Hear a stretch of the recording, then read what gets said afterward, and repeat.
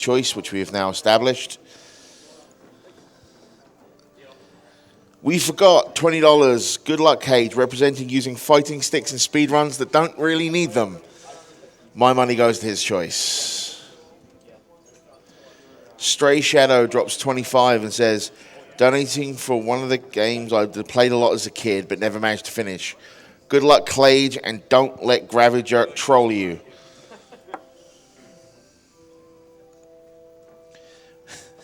Shy Ranger gives $5 and says, Clage, he's our man. If he can't do it, try another cartridge.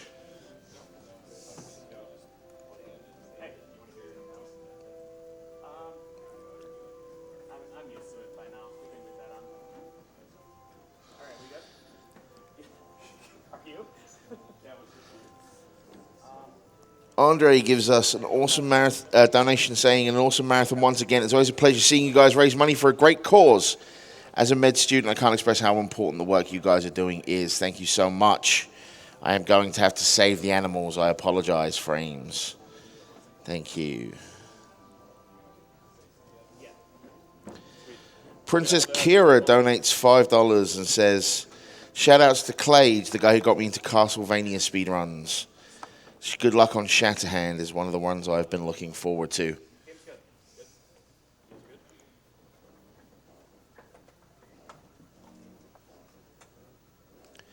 Cart 5 donates $50 and says, I've been waiting all week to see Spencer totally destroy Master D. It's time to activate hype mode. Please put my money towards PJ's choice and get ready to say, ah!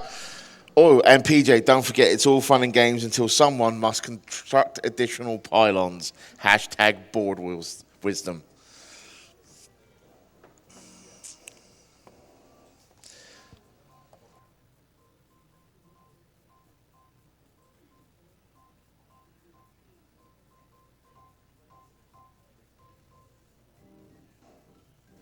All right, I have an anonymous $2,050 donation.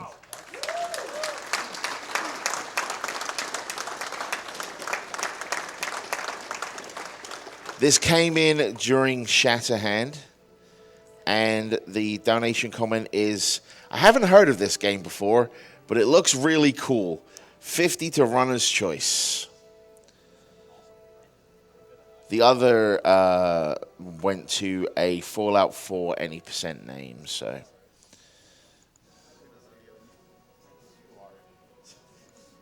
I'm going under. $30 from an anonymous donor. It's been one of those mornings. PJ, good luck. Be hasty and advance with caution. I certainly will do one more. Cart 5 once again says $10. Oh dear, PLC are on the couch. Here's hoping nothing gets set on fire. And with that, take it away, gentlemen.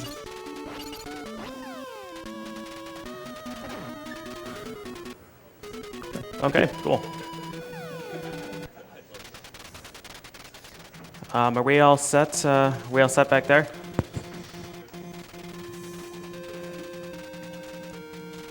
We good? All right. Awesome. All right, cool. This is Bionic Commando. We'll do a real quick roll call before I get started. I am PJ. Clage. Micro Richter. We'll start time in 3, 2, 1, go.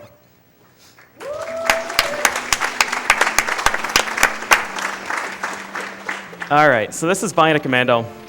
It's a pretty sweet game. It's most well known for being a precision platformer in which you don't actually have a jump button. So you have to rely on using this grappling hook to do all of your navigation. It's really, really a sweet game. This is the 100% category, so I'm going to be filling out my entire inventory.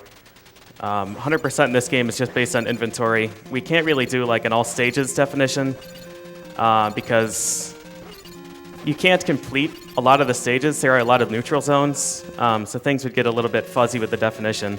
But I'm going to be completing every stage that can be completed and one stage that can't be completed, thanks to your generous donations. So this is the first level. This is Area 1. Okay. Nice it's a job. little bit sketchy because you don't actually start with any health in this game. So if you get touched by anything, you're just dead. All right, Nice. cool. So having completed Area 1, we're in pretty good shape. Every time you complete one of these stages, you get something that goes in your inventory, something you can use. The energy recovery pills are the best item in the entire game, besides probably the rocket launcher. The rocket destroyer. launcher is just so broken. But yeah, you normally don't get the energy recovery pills in any percent because you're not required to actually play through Area 1. But the energy recovery pills you can use once per life or once per stage, whatever the case may be, and it fully refills your health. Okay. Got to make sure that got to make sure that I actually collect that item before I exit stage because the last time I did a marathon run, I exited that stage too early and I had to backtrack through the entire game and go get it later, and it was not good. You couldn't tell, but that was one of the neutral zones. The only reason things started attacking is because PJ shot first, Yeah. basically. There are no neutral zones. Yeah, and the reason he does that is because it's much quicker to just let everything try and kill you than it is to actually get the forced talking scenes. Right. So the item that we got in that neutral zone were flares. This is the only dark stage in the entire game, and the flares will light it up so you can see things. But they didn't go like really, really mean and make everything completely invisible or completely black. You can still see shadows moving. You can still see the platforms. So it's no big deal for me to play through this in the dark. It's our first ceiling clip. Yep. You'll be seeing a lot of those in this game. So in the first two stages, you saw me use the communicator room. And these, let's see. You have to use the communicator room in this stage and Area 1, and then also Area 8, but I'm going to use a trick and not talk to anybody. Spencer just kind of walks in. All you have to do is select communicate. You don't have to listen to him. So he just kind of goes in, like smashes his claw on the computer, and then leaves. He doesn't really want to hear what they have to say. Accurate. So from that stage, we get the wide cannon, which is arguably the worst thing in the game that you can collect, besides iron boots, because I don't think those actually do anything. But the wide cannon shoots like maybe 2 tiles in front of Spencer in like a kind of a fan pattern. It does terrible damage, and it has no range. So, yeah.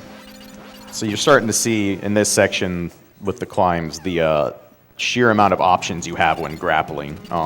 Depending on when you release and how you input the controls for the grapple, you actually have a lot of ways to manipulate how you climb, how you move, and you're seeing PJ abuse a lot of advanced physics and in technique in this. And this is all stuff that is more or less intended. These are not glitches. These are not oversights. Like, the developers wanted Spencer to have extreme range of motion with the grapple, and it shows up in how well these areas are designed. Yeah.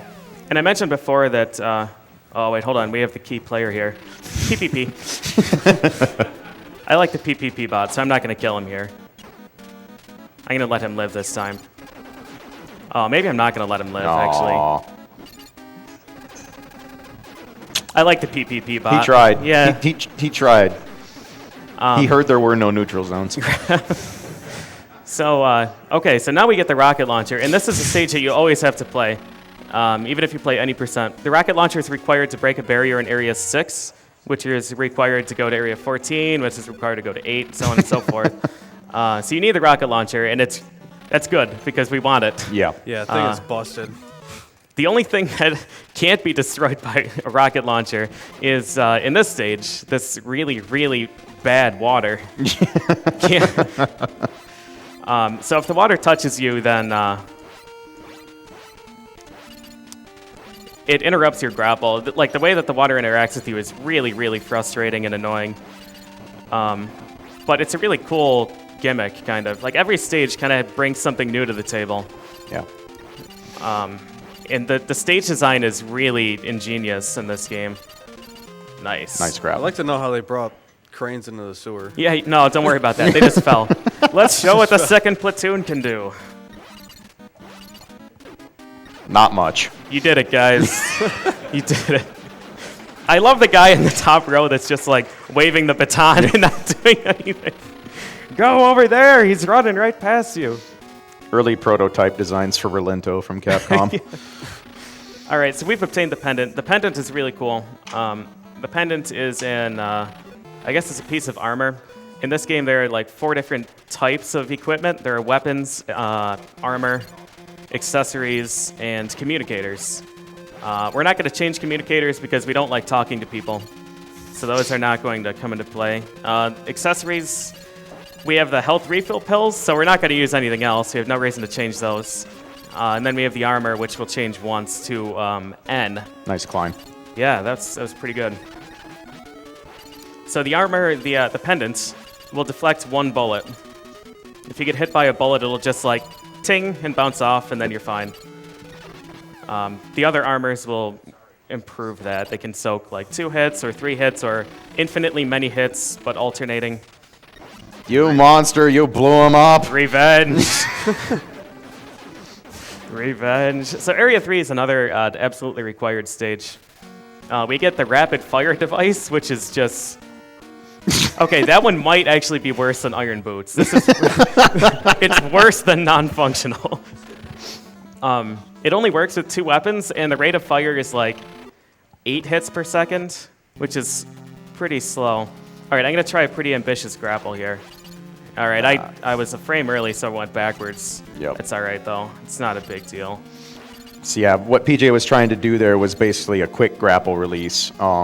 He was basically trying to grapple, immediately release, but keep his forward momentum so he could re-grab and then get a full swing there. Yeah. He was actually 2-frame perfect because if you release on the very, very, very first possible frame, you will actually fly backwards because all grapples start you with a very, very slight backwards momentum before you start swinging forward. That's correct. And the game knows that and follows your momentum to the T, so... All right, so we can kind of go through some of these ceilings. Almost. I'll do the backup. Nice. Good save. So essentially, oh, hold on, we have to fight the tax collector. Pay your dues now. All right. So, floor tiles are mostly grabbable in this game, but if they have like... So if you have a platform that's like 3 layers deep, you can't grab the middle tile, but you can grab the top one. So you have to just kind of swing far enough into a platform so that you can grab the floor and pull yourself through. All right, so this is where we're going to get N. I'm going to be doing a glitch here that was found in 2008 by Master88. And the glitch is called door storage. So I want you to pay close attention to this room. You'll notice there's only one door, this one right here. That is door number 0. I think I got it. That sounded I'm gonna check. Yeah. Oh yeah. Oh So yeah. We got it. You can tell that things aren't quite working right. What happened is that I'm gonna go in here now. What happened is that I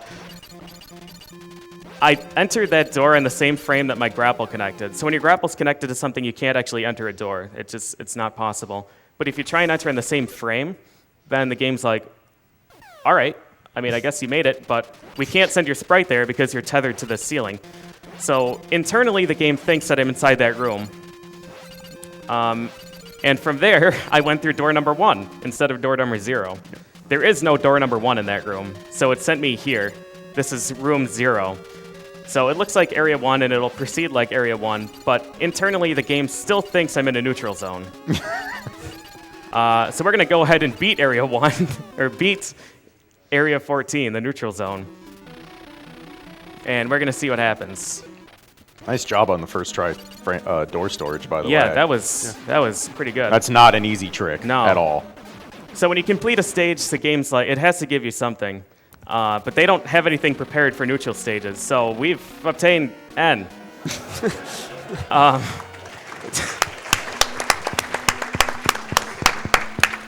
Now, it's kind of like if you're trick-or-treating, right, and the one house didn't really prepare, they didn't buy any candy, but they want to give you something. So they just like go to the Scrabble board and give you a letter or something. They're not really anticipating giving you N. So that's N right here. It doesn't really fit in with anything else. It might look like a bulletproof vest, but it might look like a rocket launcher, but it's a bulletproof vest. So Spencer's just got another rocket launcher strapped to his chest right now. We're gonna do it again here. Nice. Yeah, same so what's thing. happening here? The door that I did door storage glitch on is an elevator room. It has 4 doors in it, and the second of which is the boss room. But that door is locked. So what we do instead is we enter that door when it's not locked, which is when it's in a different room. So we do door storage, we enter door 1 from a different room, and it sends us to the boss room. Yeah. And that's an extremely long and involved stage. There are 2 communicator rooms you have to enter. You have to do a whole bunch of stuff. But doing the door storage glitch saves like 1:20. It's a really, really, really big skip. Yeah. And that is the only stage that is beneficial to use door storage. You can technically do it in Area 12, the final stage. But it's like using the orb glitch in SMW on Bowser's Castle. You complete the stage and then you just go back to the map. And you didn't actually kill the bad guys. You just you beat the stage. And that's not why the what do I want to do here? I think I'm gonna go back and do a bigger grapple. This is a really, really difficult section. Yeah, it's a tricky one. Is it this one or the Japanese version where this is the nightmare section? The Japanese version is a lot worse That's here. right. All right, so I guess I'll talk a little bit about plot. We're like halfway through the game. It's about that time we should maybe mention what it is.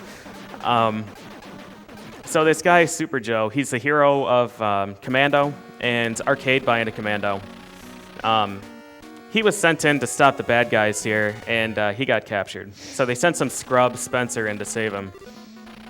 But what's happening is there's this group of guys called the Bads, and they want to resurrect this pretty bad dude who bears no resemblance to any historical figures.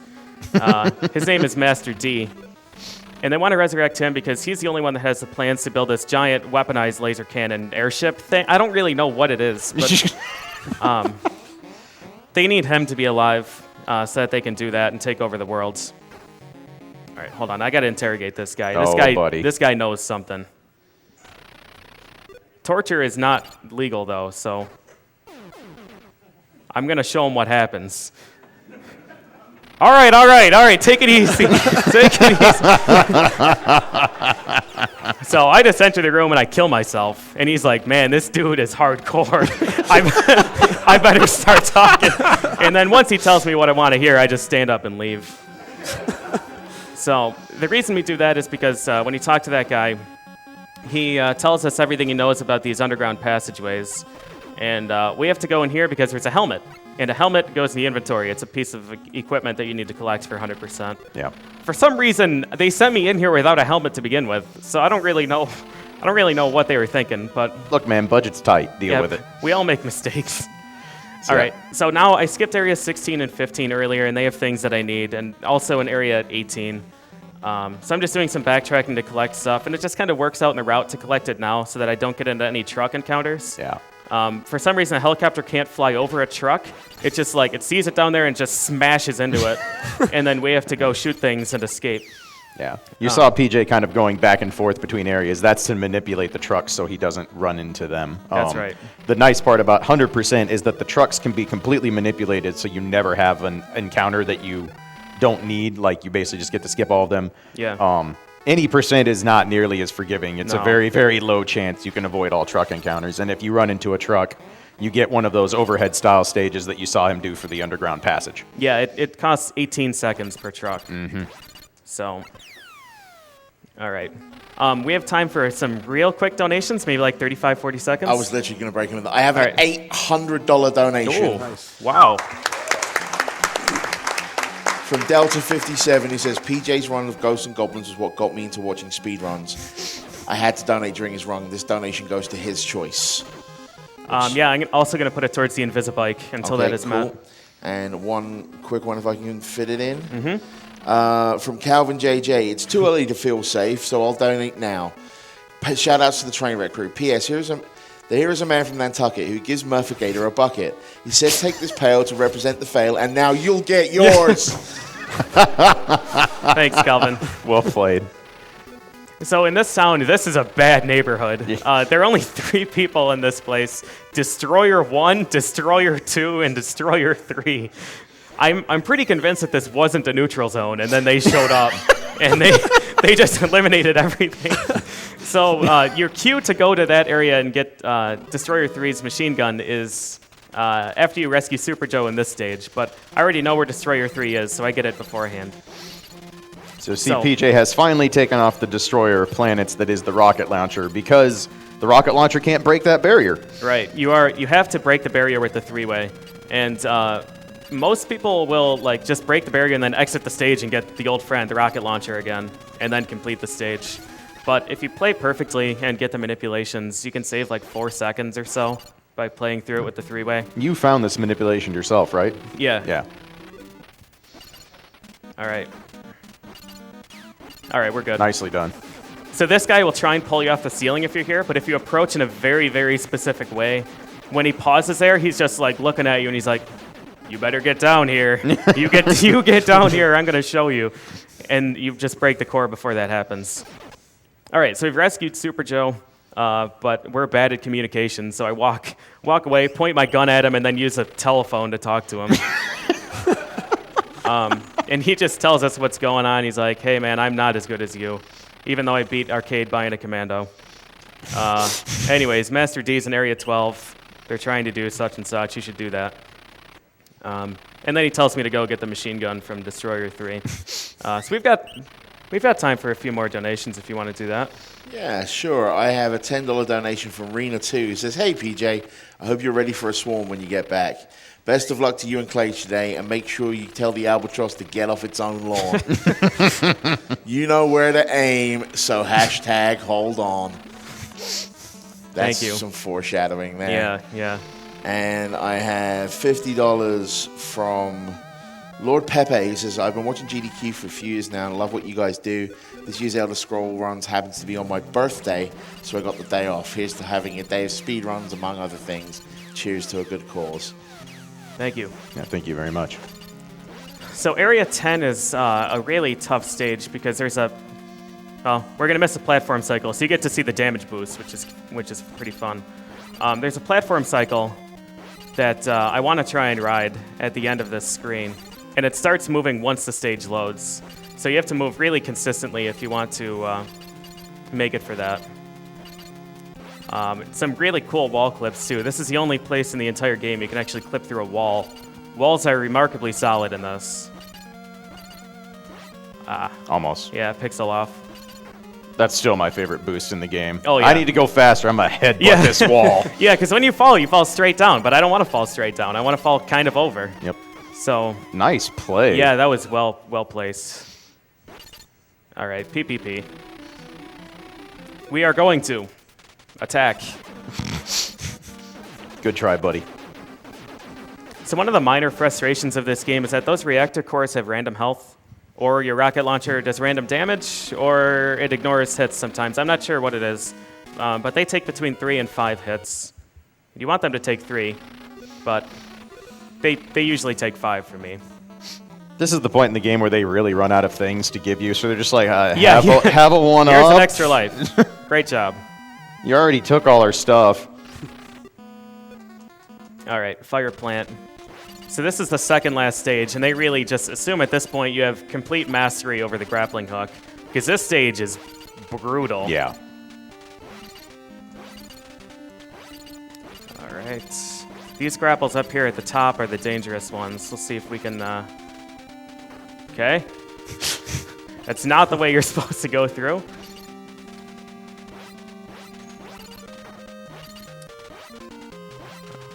This is interesting. This is interesting.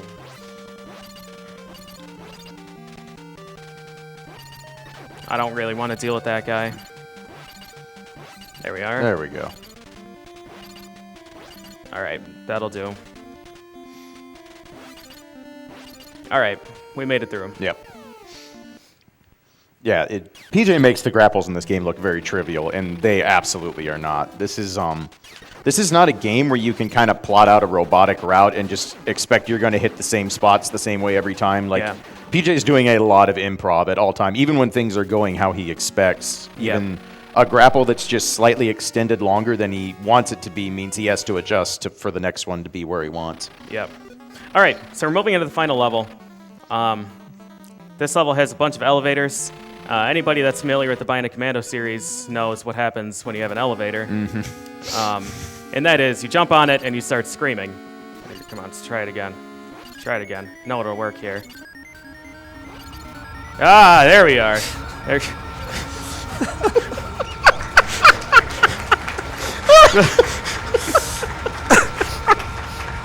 All right, good. Well played. So the other thing that Bionic Commando has issues with elevators is you can just go right through them. So there are 7 games in the Bionic Commando series. The elevator skip is a thing in at least 5 of them. Yep. Arcade Bionic Commando has an elevator. All kinds of things that would be called elevator skip just involve killing you, so I don't really count that. And then there's the 3D one, and I don't even know if that has an elevator. But Look, Spencer just has a massive phobia of elevators. He would Yeah. rather fall at terminal velocity Right. than ride one. right. All right, this room is a bit scary. What?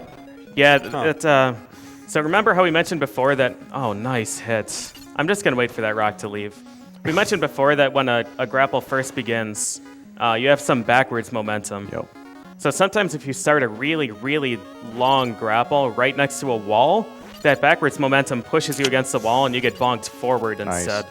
That's too So bad. instead of actually getting a really big swing, I just kind of bonked off the wall. Yeah, that room was looking really good Yeah. till that point. Yeah, it's a really tricky room, and Yeah. you can't expect it to go well all the time, Yeah. unfortunately. Yeah, PJ can actually completely avoid the boulder and avoid a couple extra cycles of the electric balls here, but they require basically perfect grapples throughout the whole way. Yeah. All right, one more. Whoop, come on. There we are. Nice. Just swing right through those spikes. I'm not going to be an idiot here. Thank you. Just take it slow. All right, so here's the bad dude in charge of all this. This is Generalissimo Kilt. So he's the one that's in charge of reviving Master D. The Albatross have begun to move. So I guess they figured out how to build a giant laser cannon without Master D being involved. So they were like, oh, we don't need him anyways. I'll just shut this off. Boop! And he blows up the whole machine instead because he's Mecha Richter. And now Master D is alive again. So What's up, man? now we have this guy. And yeah, he's a bit confused. I think he thinks that I'm the other general when he talks to me. But if that's what you want...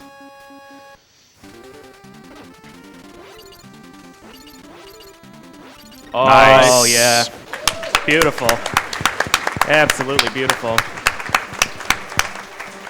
So that's the Albatross. That was the whole, that's what caused all this commotion. Yep. We don't have to worry about that anymore. Yeah. That's what we PJ's dubbed a zero cycle. Basically, the Albatross gets on screen and dies immediately. If he misses any of those grapples, that fight becomes a nightmare because getting back up to that point ever again is really difficult. Yeah, it's tough. All right, so we found Hal. He gave us And, a bazooka. He take this bazooka, and now we do things to Master D. Hey, I got the elevator, that cutscene thing. Yay! Nice. You're not supposed to be able to move during this, but Spencer don't care. All right.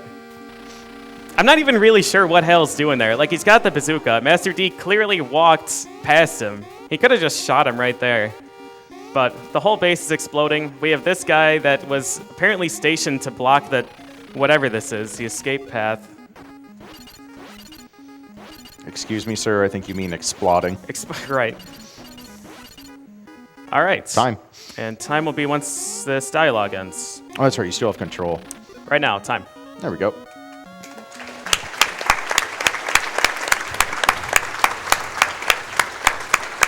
So that was 25-12. No kidding. Wow. That's a heck of a time. So the detour to collect N is about 2 minutes long. And my PB going by that timing is at 22:05. So, yeah, that's pretty good. It's within a minute of PB. Very nice. With all that stuff considered. Okay, so we could watch the credits, but the credits are, we save Super Joe and then blah, blah, blah. Here's the story of our travels and a photograph and whatnot. But thanks to your generosity, we have something more interesting to show off. And this is the extra talkative guy glitch. So there's one NPC in the entire game that really, really wants to tell you about stuff. And I'm still not really sure why it worked. Sockfolder looked into it. Good guy, Sockfolder, friend of the speedrunning community. Yep. If you need a game shattered to pieces, get a hold of Sockfolder. He's got your back. So what we're going to do... Good. So we're going to activate door storage. I'm going to just show you something else really cool here. This is my friend Potion Man up here. Potion Man's just doing whatever he can. This guy is a walking flash bomb over here. But the guy up here with no face is extra talkative guy. And we're gonna go see what he has to say. So the extra talkative guy just speaks complete and total gibberish. And every time you talk to him, agagag, 80, 86, I'm 80. Yep. Every time you talk to him, it's completely different. But there's one result in particular. Oh, here we go. Yeah. Yes, we got it.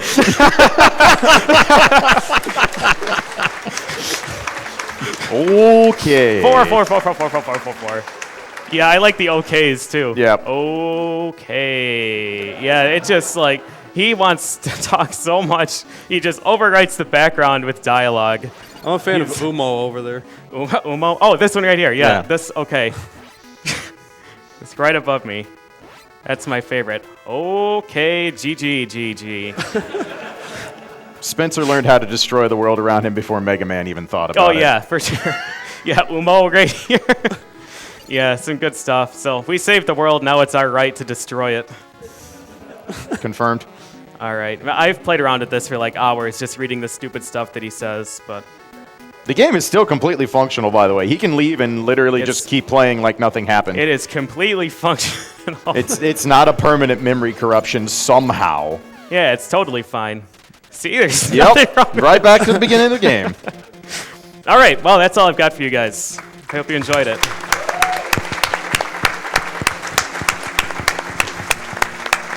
So let's hear it one more time for PJ, Clage, Mecha Richter up here on the stage. And I do have a $1,000 donation that just came through. Wow. From Owls Brandon Gaming. He doesn't leave a comment, but thank you so much for your generosity. Yeah, thank you. Thank you much. Thank you, everybody up to this point that donated or supported in any way, spreading the word, watching, anything. Every bit helps. Absolutely. We've got a lot of really good runs coming up. Hope you guys stick around, continue to spread the word, and enjoy yourself. Yeah, absolutely. All right. And while we're getting set up for everything else, we're going to go ahead and play an ad for the charity that we are here and representing Médecins Sans Frontières. So let's head over to that.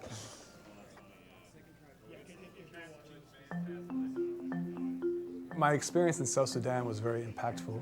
It's a beautiful country, a very hopeful country. Well, I was living in Nasir as the project coordinator of a primary health care project. As a volunteer in the field, each of us had our own tukul, or mud hut, with a straw roof. And we wake up every day with the sound of the wildlife around and the river nearby. But unfortunately, all too quickly, those sounds became replaced by gunshots and by fighting. There were several NGOs present prior to the outbreak of violence. We were the last organization to remain. In the end, we stayed as long as the population did. We evacuated along with the population, and we were able to bring all of our patients with us. To be the only provider of healthcare in a region for more than 3 months was certainly a challenge. But really our values as volunteers is to provide the best care we can for the patients, but also to be adaptable and flexible.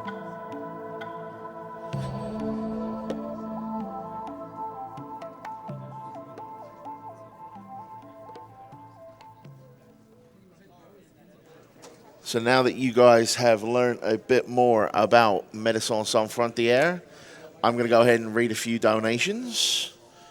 Let's see here. We have Stars Are Aligned for $50. Wow, I haven't donated anything yet this GDQ. Better fix that.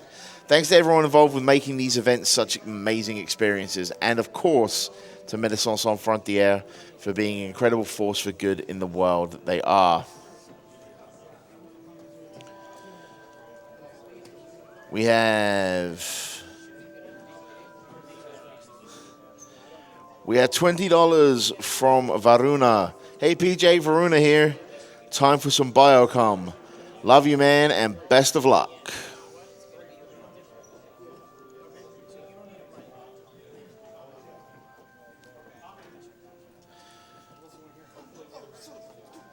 We have $120 from a wasted Jamaican that says, it's about time to double my donation from earlier. This is my first time attending, and I'm having a blast so far. So we're here to play games fast for charity, so why would we waste precious frames for a few pixels? Kill the animals.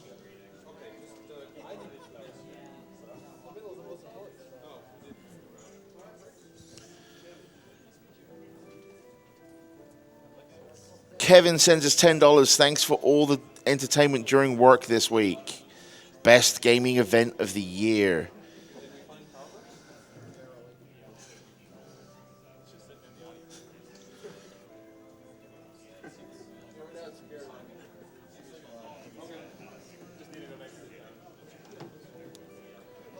$50 from Varuna again. Thanks for the awesome Commando run. Love all the runs, PJ. You are the best.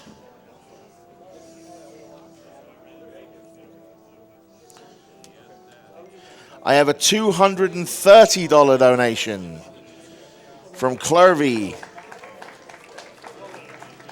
that says, I played this game so much as a kid and I loved every minute. It's always a pleasure watching PJ run games. I am donating this in the name of our daughter Persephone. Please put the money towards saving the animals because she wouldn't have it any other way.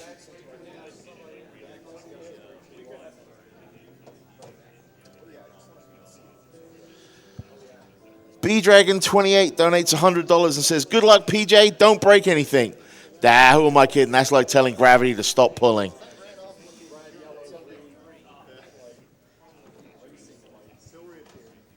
$10 from Board79 that says, Mecha's apartment is warm for the rest of his life. Money to PJ's choice, as long as that choice annoys Mecha Richter in some way.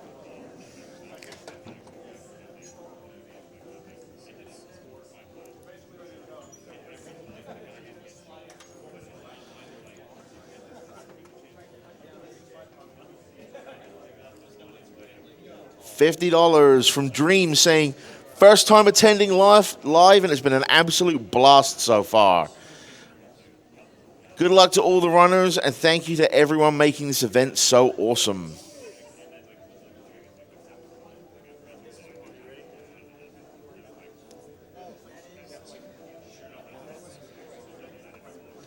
Drayshard donates 50 and says, this is to runner's choice. I always love the absolutely absurd things that happen during PJ's runs.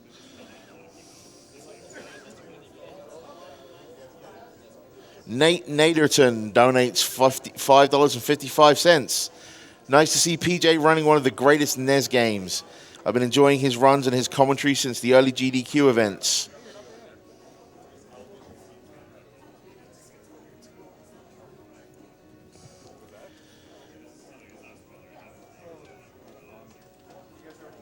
$50 from Colin220. PJ and Mecha's famed Battletoads run are what got me into speedrunning and GDQ. So I had to donate when Team Poor Life Choices is on the screen. Here's hoping that PJ does something that causes Bionic Commando to break in a new and unique way.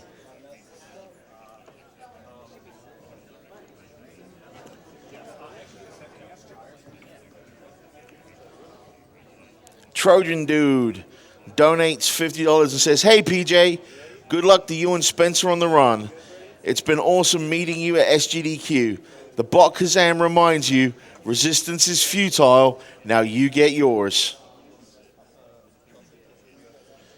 All right, so I think we're about ready to toss it to a special interview we've got Golden and PJ.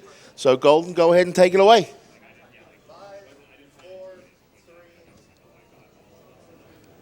Thank you, and welcome to Day 5 here at Summer Games Done Quick 2016. I'm joined by PJ, who just completed his Bionic Commando run. Yep. I interviewed OmniGamer earlier in the week, and there seems to be a trend of games getting a second chance and improving on those times. Yeah.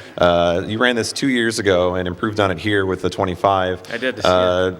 How did that feel, getting to play it a second time? Oh, it was great. I'm really glad I didn't screw up the truck route this time, because last year, I had the same truck route for both runs, but I screwed up the second movement of the entire game last time, Oh, no. and ended up having 2.5 minutes of truck encounters, which Yeah. is no bueno. So yeah, it was really great to not have screwed that up this time. This run was really nice. Yeah, Felt good. I think a lot of people are excited when they get that second chance and then end Yeah. up doing better the second time too. For sure. Is it just the games themselves that you pick, or is it you that somehow the runs you play always end up being very comedical and there's just weird stuff happening in those games? I don't know. It's got to be a coincidence. It's Yeah. got to be. Yeah, you don't just gravitate towards those games. They just sort of. No, Bionic Commando, I just genuinely love pushing buttons. Just a fun game to move Sure. around in, and it's really a fun game to speedrun too, because there's all kinds of optimizations buried within it. It's just that when you play it more and more, you start to notice these really stupid things, like the dialogue not making any sense, Right. and them rendering an entire text box for the word chance instead of just maybe wording it a little bit differently. Yeah, absolutely. And you've also been involved in GDQs for over 5 years at this point. Yeah. Talk about a little bit about how it's changed being at the events themselves, maybe for the viewers at home that aren't as familiar with how it used to be. Yeah, so it used to be, so HGDQ 2011, I remember there being 60 or 70 people. So everybody was awake pretty much the entire week because we didn't have enough people to rotate the shifts. So it's nice to be able to sleep and actually have enough people to do everything. Sleep is a good thing, yeah. That's really good too. And as it's grown, the atmosphere in the practice room is just so electric all the time now. I mean, back in the day, you go there and you could still see world-class gaming at pretty much every TV. But now, I mean, you can go in and there's 48 people racing Super Mario Sunshine. Yeah, unbelievable. It's They there's occupy the whole always really room. cool stuff to watch in the practice room, and I think that's awesome to see. There's just no shortage of new and different gameplay in there, and that's one of the coolest things. And recently we've gotten pinball machines and arcade games here. There's all kinds of new and fun stuff to do, which is really, really great. The behind-the-scenes stuff is a lot of fun. Yeah, there's a lot that happens actually off camera here at these events that you don't get really a chance to see at home. So attending in person, obviously, something that if you're interested in these events, something you should consider. Absolutely. I want to ask what the future of PJ is now. Are there boy. other games on the horizon that we can expect, or maybe some ones you've already run that you're considering jumping back to? Yeah, so I want to eventually learn the entire Bionic Commando series, and then Okay. get competent enough to just run through the entire series in one go. So I still have to improve my PB in 100% Bionic Commando, the one I just ran. I've got a little bit of time I want to shave off there, and then I want to start whittling away at some of the other Bionic Commando games. So I think there's 3 more I have to learn fresh, and then there's the other 4 that I still have to keep up with and improve the time. So I think that's going to keep me busy for the near future. Plenty of grappling in your future. Yes, plenty. All right. I want to bring Sent into the picture here as we are going to be talking about some of the upcoming prizes. Sent, welcome aboard here. What are we looking at here for the home viewer? Golden, thanks for having me. PJ, wonderful run, by the way. Oh, thanks. Bionic Commando and a lot of these games in this block really remind me of my childhood games I used to play. That run, maybe not so much, but the game definitely. So I'm really happy that during this entire block up through Tetris, we're giving away an entire year's backlog of Nintendo Force. Yeah, we've all got these here. These are kind of nice. Yeah, this is exactly the kind of magazine, I used to read way up in the AM past my bedtime. I'm sure other people out here have too, and I want to give a huge shout out to our very own LOK and the entire team at Nintendo Force for donating them to us. And that's going from now until, I believe, through Tetris the Grandmaster.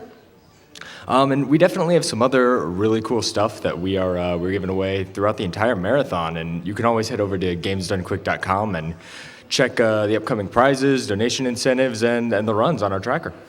Sounds good. Yeah, I do want to make one more donation plea, if I can, while we're sitting here at the table, and that is that if you've got at least a movie's worth of entertainment out of SGDQ, would you please consider donating a movie's worth of money towards Doctors Without Borders? If everybody watching the stream right now donated $10, we would have about another $1 million raised, which is unbelievable to think about. So if you've got at least $10 worth of entertainment, please consider donating and supporting this great cause. And with that in mind, thanks again to Ascent for showing off the prizes. Thanks, PJ, for joining us over here at the interview desk. And SGDQ 2016 continues as we throw it back to the front.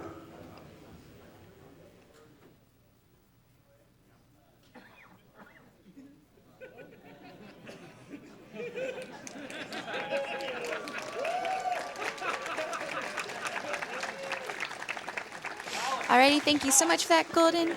We're going to read a couple donations as they set up here. We have $10 from the Big Bag Wolf that says, really enjoying the event, keep the glitching alive. We have $5 from Scratch Dragon that says, hey Feasel Jam and Scab, looking forward to the Iron Sword race. Winner gets to decide where all this goes. Also, bees. We got $5 from Anonymous that says, every bit helps when it's for a good cause. We got $5 from Patroils. Hey there, SGDQ, hoping that this donation will get read. Anyway, putting this into setting the Mario RPG file name as Red Luigi because silly nicknames should be applicable in both ways. We have a $50 donation from a Nathan that says, just got my first paycheck as a doctor, so it's only fitting that some of it goes to SGDQ. Down with Borders, up with Hamlet.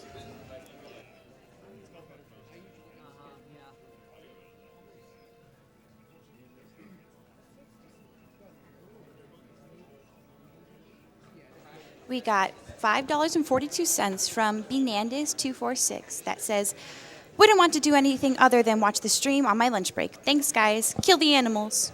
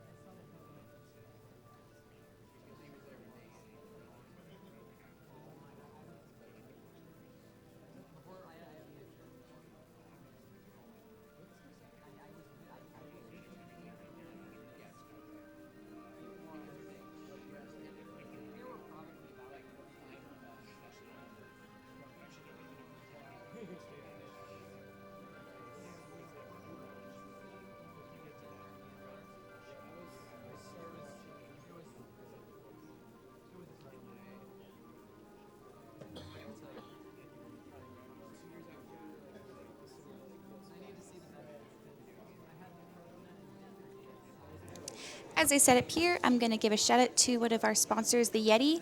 The Yeti is the official tea sponsor of Games Done Quick since 2012, and they are selling the SGDQ shirts until July 10th at midnight Central Time. If you go to the www.com, excuse me, if you go to the Yeti's website, www./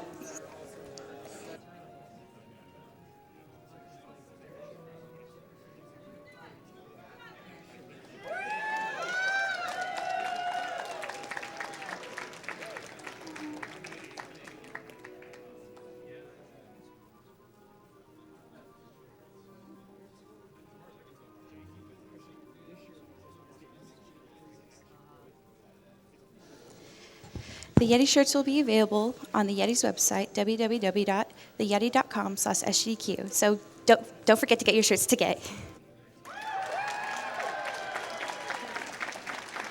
Also, the GDQ audience is really awesome. Thanks, guys.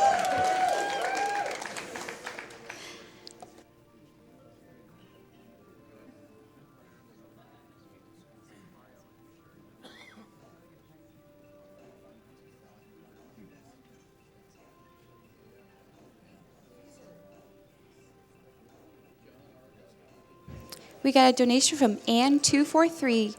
That's $50. That says, have been watching and donating for years now, so here's my contribution for this time.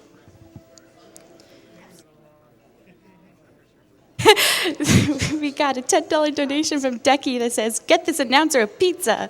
Dude, I wouldn't be opposed.